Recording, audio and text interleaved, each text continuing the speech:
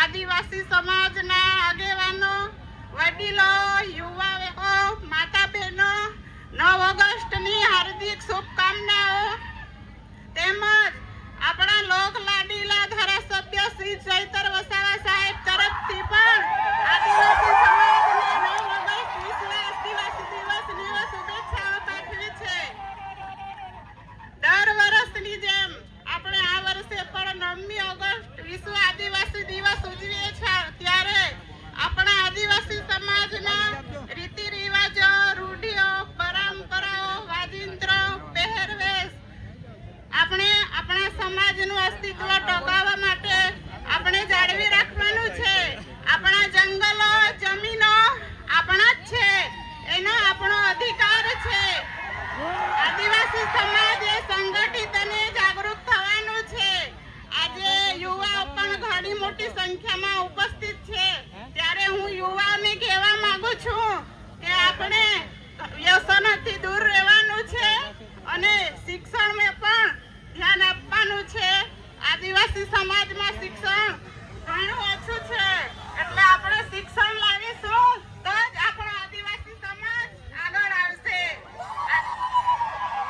આપણા ધારાસભ્ય સાહેબ આપણા આદિવાસી સમાજ માટે સડકથી સદન સુધી ઘણા પ્રશ્નો ઉઠાવે છે. આદિવાસી સમાજના જળ જમીન ના હોય, આદિવાસી સમાજના ખોટા આદિજાતિ પ્રમાણપત્ર માટે, શિક્ષણ માટે, શાળાઓ માટે અને શાળામાં શિક્ષકોની ભરતી માટે ઘણા પ્રશ્નો ઉઠાવે છે.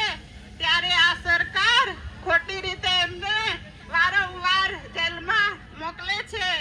આજે ધારાસભ્યના પત્ની તરીકે મને પણ એમણે 2 વાર જેલમાં મોકલી છે, પણ અમારો આદિવાસી સમાજ એનો પણ બદલો લેશે, ક્યારે માફ નહીં કરે. આપણા આદિવાસી સમાજને ઘણા અત્યાચારો અને અન્યાયો થાય છે. આ સરકાર ઘણા તાઇફાઓ કરે છે. આપણા વિસ્તારમાં આદિવાસીઓ માટે સ્ટેચ્યુ બનાવે છે, કોરિડોર બનાવે છે અને મોટા મોટા ડેમો બનાવે છે, પણ અમારા આદિવાસીનો વિકાસ થવાનો નથી. અમારા વિસ્તારમાં જ્યારે તમે ડેમનું પાણી આપો, સારી શાળા આપો, સારા સ્કૂલો આપો, સારી હોસ્પિટલો આપો, સારા કોલેજો આપો અને યુનિવર્સિટી આપશો, ત્યારે અમારો આદિવાસી સમાજ આગળ આવશે અને ત્યારે અમારા આદિવાસી સમાજનો વિકાસ થશે. આજનો 9 ઓગસ્ટ વિશ્વ આદિવાસી દિવસ તરીકે અમારા ધારાસભ્યને ખોટી રીતે જેલમાં ફસાવ્યા છે. જંગલ જમીન માટે, આદિવાસીઓ માટે લડે છે. એમને વારંવાર જેલો કરવામાં આવે છે, પણ આજના 9 ઓગસ્ટ વિશ્વ આદિવાસી દિવસ તરીકે જંગલ જમીનના કેસ બાબતે એમને ખોટી રીતે સજા કરી છે. એ સજા તાત્કાલિક રદ થાય અને એમને વહેલી તકે જામીન મળે, ન્યાય મળે, એવી અમારા આદિવાસી સમાજની માંગ છે. આટલું કહી વિરમું છું. જય આદિવાસી, જય જોહાર.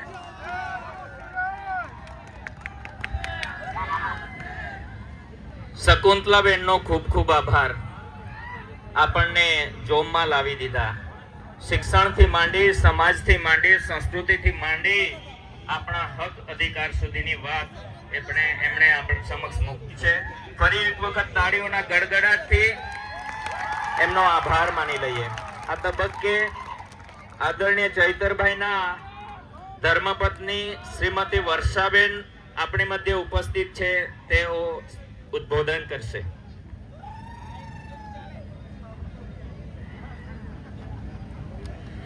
જય આદિવાસી, જય જોહાર.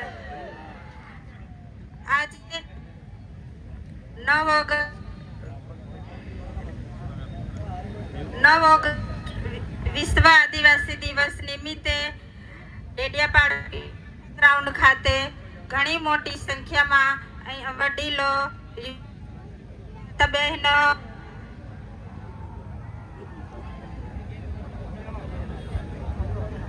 ઘણી મોટી સંખ્યામાં અહીંયા પધાર્યા છો. આપણા આદિવાસીઓના પહેરવેશ, રીત રિવાજ, વાજિંદ્ર સાથે ઘણી મોટી સંખ્યામાં અહીંયા તમે પધાર્યા છો. કામના દિવસો છે છતાં પણ તમે અહીંયા ટાઈમ કાઢીને આપણો દિવસ ઉજવવા માટે અહીંયા આવ્યા છો, એટલે તમારો બધાનો અમે ખૂબ ખૂબ આભાર માનીએ છીએ. હવે આજના દિવસે ખાસ તો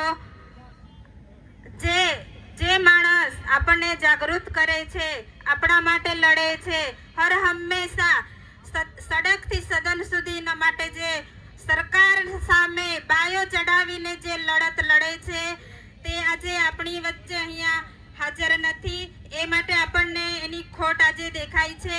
પણ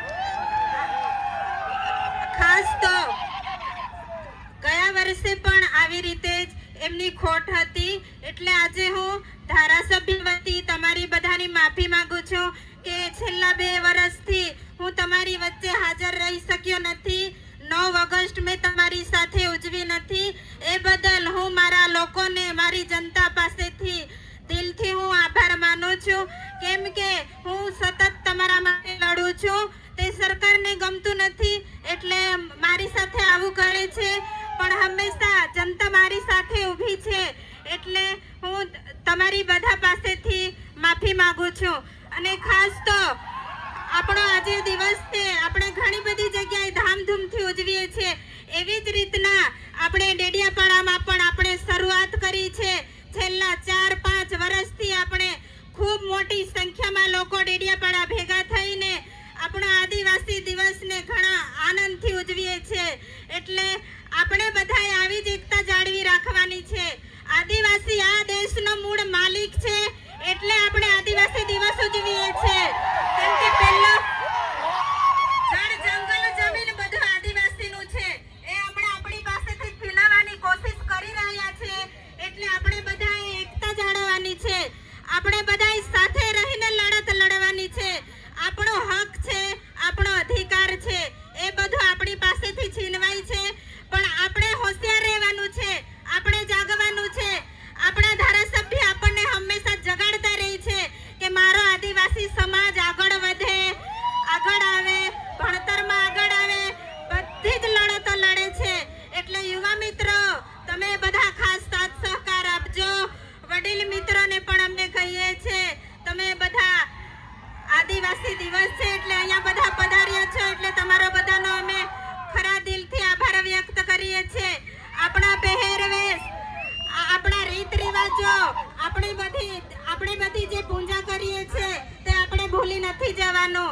આપણા રીત રિવાજો આપણે ચાલુ રાખવાના છે, કેમ કે મને ગર્વ થાય છે કે આપણે બધા આદિવાસી છે. આપણો દિવસ ઉજવવામાં આવે છે એટલે આપણને ગર્વ થાય છે. બસ હું એક નારો બોલાવીશ, તમે બધા બોલજો.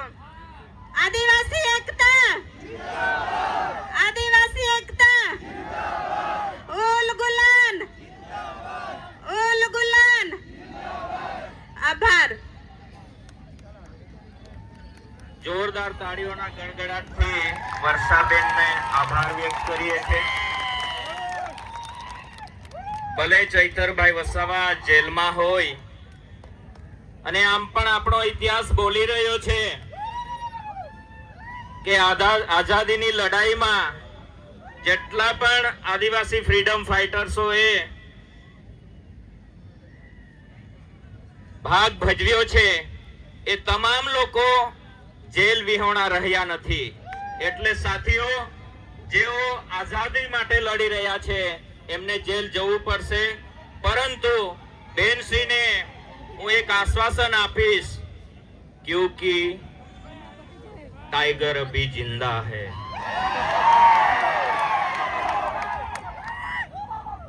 આ તબક્કે